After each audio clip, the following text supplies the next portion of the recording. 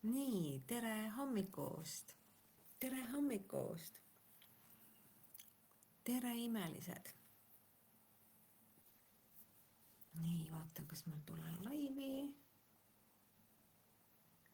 Nii, tere kõigile, kes siis on siin grupis ja kes on minu armastuse maagia kanalil.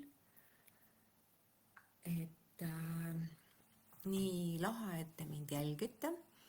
Ja siis te olete kuulnud minu ägedat elu. Ja siis te olete kuulnud, kuidas ma olen lihtsalt lahti häkkinud ennast nendest mustritest, mis siis viivad inimese sinna raskuse tundesse. Nii et need programmid on tegelikult meil alateadlikult võetud üle. Nii et kui sina oled täna selles kohas, et sa tunned raskust, siis tea, et see on lahendatav. See on lahendatav. Nii, hüppasin kohe laivi ja läks kohe nagu sinna, tahtsin kohe rääkima hakata, aga sa võid jagada, kuidas sul läks eilne päev. Kuidas sul läks eilne päev? Minul oli, ma võin öelda, et viimased nagu aastad on selles mõttes nagu see aastapäev ja poja sünnipäev olnud kõik väga mõnusas voolus. Nii et pean tunnistama, et ma ei ole ükski hommiku jõudnud sinna veel Toompeale, sellepärast et ma nagu väga naudin, et ma saan välja magada. Mu keha reaalselt hakkab toimima siis, kui ma olen välja maganud. Et ma ei taha üldse nagu kella peale tulla. Teatud olukordades mul tuleb tulla, aga ma ikkagi nagu selleks, et olla selles hästi mõnusas nagu voolus, on mul nagu täiesti oma rütm ja siis ma nagu teengi selle järgi. Minu rütm on muidugi täna võib-olla see, kus ma olen hommikul nagu magan välja, aga õhtul lähen siis jälle hiljem magama. Nii et ja sellepärast ongi oluline vaadata, mis rütm sulle sobib. Sest see on ülioluline, et sa elaksid oma elu omas rütmis. Sest minu jaoks oli see nagu kõige suurem nagu muutus enda elus ja enda tervises. Sest see nagu andis mulle nagu kõige suurema selle eluenergia tagasi. Et ma hakkasin kuulama ainult iseennast, kuidas mina soovin elada. Ja hakkasin neid muutusi tegema. Nii et ma tahangi öelda, et kõik on võimalik, et sa ei paneks ennast sinna. Inimestel on see uskumus, et mul ei ole võimalik muutust lubada. Ma ei saa töölt ära tulla, aga sa saad alati hakata töö kõrvalt vaatama või tegema muid asju. Sest ega mina olen samamoodi teinud ja õppinud siia kohta läbi teise töö, et see on kõrval olnud. Aga selleks sul peab olema endal väga suur tahe muuta oma elu. See on see koht, et sa tahad muuta oma elu ja sa tahad nagu kogeda elus kergust, rõõmu, vabadust. Minu jaoks on vabaduse tunne kõige olulisem. Et mind ei ole see pool, et ma ei oleks kuskil kastis, et ma pean midagi tegema, ma pean kellegi jaoks tegema. Nii et kui sinu hing on samamoodi, kus sa tunned, et sa tahad elada vabaduses, siis ma räägin sulle raha uskumustest juba järgmine nädal. Ma arvan, et need olid minul kõige hullemas olukorras, kui minul oli see ärevus. See oli kõige hullemas olukorras, sellepärast, et kui sul on ärevus, see tähendab seda, et sa ei usu mitte millessegi. Sa oled selles ellu jäämises ja sa isegi ei tea, mis tähendab elamine. Sest su raha, energia sõltub ainult sellest, kui palju sa tööle lähed ja kui palju sa siis saad. Aga mis siis oleks, kui su raha energia hakkaks sõltuma sellest, mis sa ise lood ja saaksid aru, et raha on piisavalt, sest see on üks uskumustest, mis paneb inimese energia raha kinni. Nad usuvad, et raha ei ole piisavalt. Sa paned iseendal raha ukse kinni. Nii et kõik on sinu alateadvuses. Et selles mõttes on nagu väga lihtne, et teadliku teadvusega sa võid nagu aru saada, aga kogu sinu elu kulmineerub sellest, mida sinu alateadvus usub. Ja universum näitab sulle seda. Kogu aeg võib näidata sulle. Ma hakkan sulle jagama neid lugusid, kuidas mina olen raha häkkinud lahti. Ehk siis, kui inimesed läbi põlevad, siis tegelikult on see koht, et nad põlevad läbi, sellepärast, et nad tõestavad ennast läbi töö. Nad tõestavad. Ja nende sees on dünaamika, et ma pean tõestama, et ma olen väärt elu ja armastust. Ja kus see kood meile tuleb, see on see koht, kus siis, kui näiteks laps või inimene pole oodatud, ta tuleb näiteks täiesti juhuslikult. Ja saladuskattevalla võin öelda, et me lapsed tulevad kõik juhuslikud, võib-olla tulevad osa planeeritud ka. Mina seda ei tea ka kohta. Mina tulin oma vanematele juhuslikult ja minu lapsed on samamoodi tulnud. Ja see tähendab seda, et kui me jääme beebiootele, siis me tegelikult ju ehmatame. Mis nüüd saab? Ja siis see kood on see koht, kus inimene hakkab tõestama alateadlikult, et ta on väärt elu ja armastust. Ja siis ta tõestab seda läbi töö, kogu aeg töötab.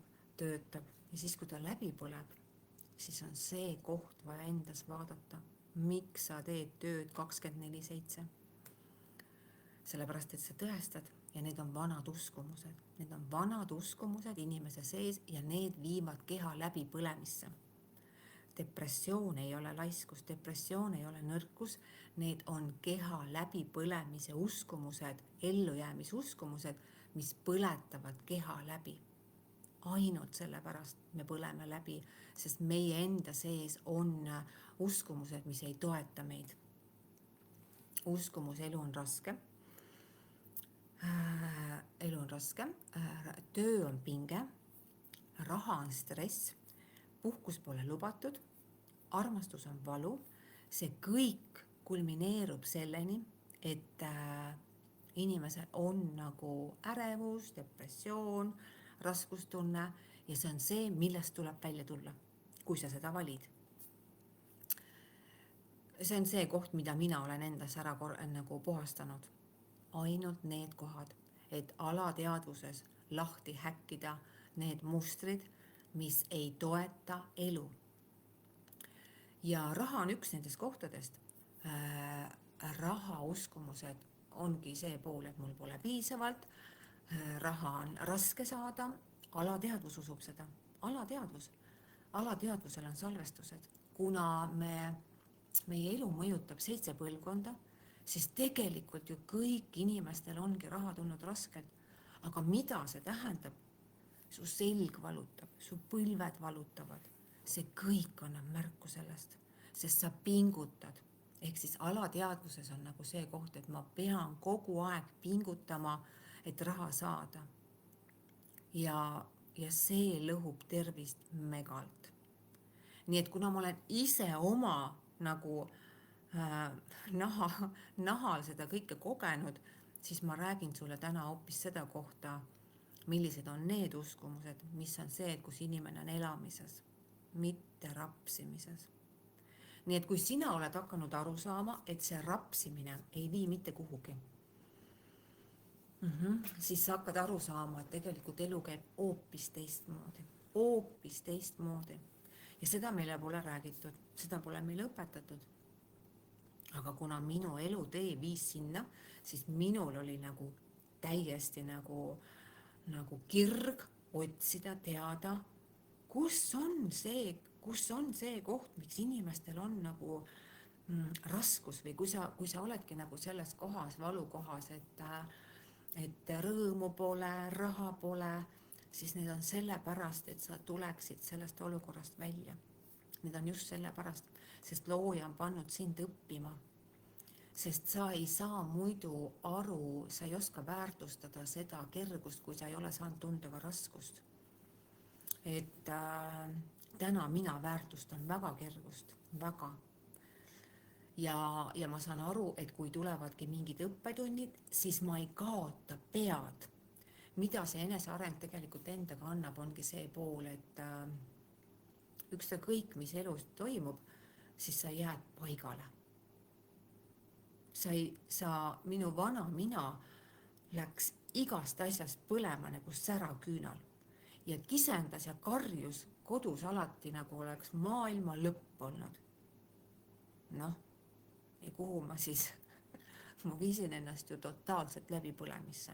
Ainuüksi nende uskumuste pärast, et kui mul tööd pole, mis siis saab, siis ma nutsin ja ühesõnaga ma nagu identifitseerisin ennast väga tugevalt tööga ja rahaga.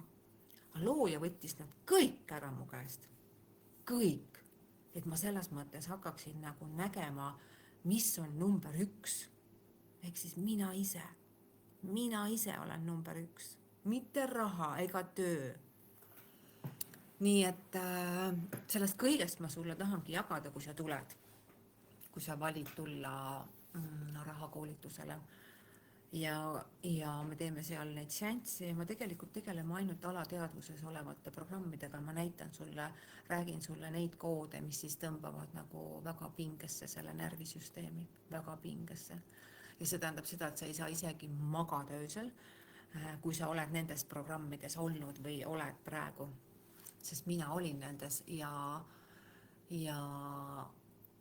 täna ma arvan, et EMO kliendid on kõik väga tänulikud. Mitte kliendid, vaid arstid. Et EMO arstid on väga tänulikud, sellepärast, et nad ütlesid mulle kogu aeg, ma ei kuulnud seda, alles siis, kui oli aasta 2014 või 15, kui EMO klient ütles, et teate tütarlaps, kui te oma emotsioonide juhtimisega tegelema ei hakka, siis te olete kogu aeg meil siin helistate, hakake tegelema oma emotsioonide juhtimisega. Ehk siis ärevus on alati hirmupõhine ja kui hirme on inimesel hästi palju, siis ta ongi hirmul ja siis ta kogu aeg väriseb ja siis ta kogu aeg helistab EMO-sse. Ja sellepärast, et enda sees on nii palju nagu teemasid, mis on vaja lahendada. Nii et kui sind kõnetab rahateema, siis rahateemaga hakkame nagu koos tegelema, aga kui sa tahad üks-ühele tööd saada, panin siia ka nagu selle programmi, Tähe inimene, et siis see on nagu täiesti teistmoodi. Seal sa saad nagu vastused, mida iganes, mis sinu sees nagu kogu aeg toimub, mida sa nagu tahad teada. Nii et 3 kuuga saad sa kindlasti väga suure shifti.